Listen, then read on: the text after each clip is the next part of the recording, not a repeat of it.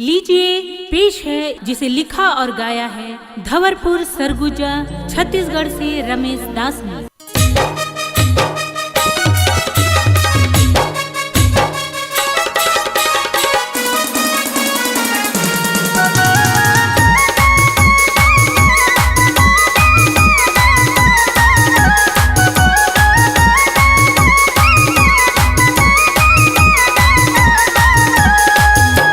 रूठ गई हो तो अब मान जाओ तुझको मनाऊं मैया।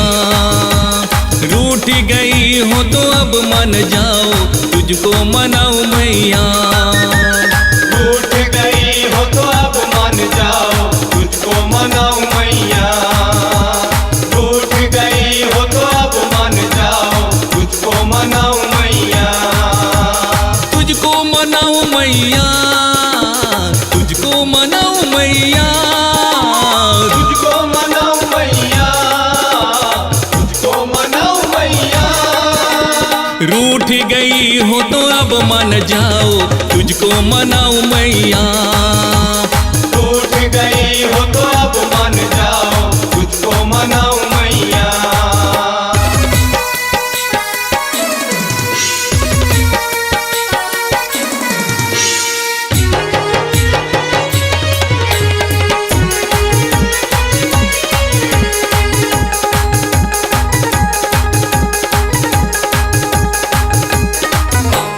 कोई नहीं है मैया जग में हमारा, जग में हमारा मैया, जग में हमारा। संकट में एक तू ही सहारा। तू ही सहारा मैया, तू ही सहारा। तू ही बता मैं कहाँ जाऊँ मैया, तू ही बता मैं कहाँ जाऊँ मैया। हे रूठ गई हो तो अब मान जाओ तुझको मनाऊं मैया। रूठ गई हो तो अब मान जाओ तुझको मनाऊं मैया।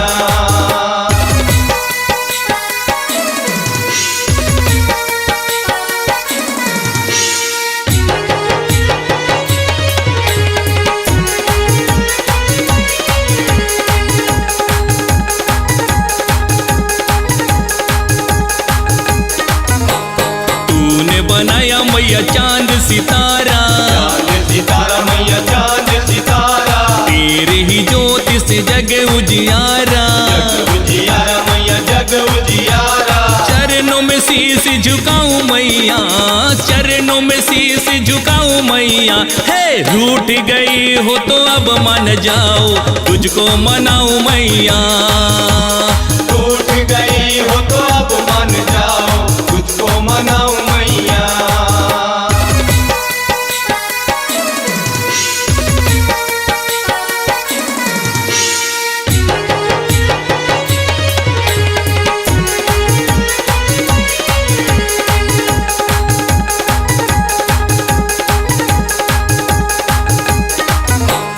काल के पंज से तू ही बचाए, तू ही बचाए मैया, तू ही बचाए। देवता ऋषि मुनि तेरे गुण गाए। तेरे गुण गाए मैया, तेरे गुण गाए। दुखड़ा तुझको सुनाऊं मैया, दुखड़ा तुझको सुनाऊं मैया। हे रूठ गई हो तो अब मान जाओ तुझको मनाऊं मैया। रूठ गई हो तो अब मान जाओ तुझको मनाऊं मैया। तुझको मनाऊं मैया, तुझको मनाऊं मैया। तुझको मनाऊं मैया, तुझको मनाऊं मैया। हे रूठ गई हो तो अब मान जाओ तुझको मनाऊं मैया।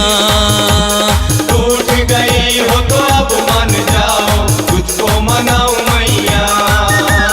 रूठ गई हो तो अब मान जाओ तुझको मनाऊं मैया। तुझको मनाऊं मैया।